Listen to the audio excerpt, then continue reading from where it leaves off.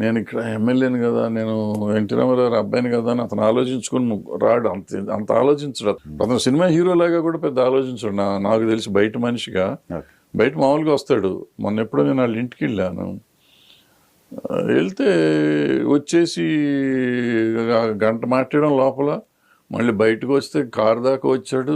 Car నేను కూర్చొని ఉంటే కూడా ఆయన అట్ట నుంచుని కారులో నేను కూర్చొని మాట్లాడి అటాయి కారు రివర్స్ చేస్తాంటే కూడా గేటు దాకా వచ్చి గేటు దగ్గర టాటా చెప్పి లోపలికి వెళ్ళాను. అంటే ఓ హీరో అయితే ఎందుకు వస్తాడు బయటికి? అసలు హీరోగా అనుకుంటే నేను చాలా చిన్నవాడిని. అంటే మనకి వాళ్ళ మార్కెట్లో ఏమీ లేవు, మనకి సంబంధం ఏముంది, అంత రెస్పెక్ట్ ఇవ్వాల్సిన అవసరం ఏం లేదు. బట్ అంటే అతను ఒక టైప్, అతను కామన్ మ్యాన్ లాగానే బిహేవ్ చేస్తాడు. ఎన్టీ రామారావు అబ్బాయో లేకపోతే బాలకృష్ణ సూపర్ అయినా నేను మీరు అంటారు ఏంటి, మీరు నన్ను నువ్వు అని అంటాడు.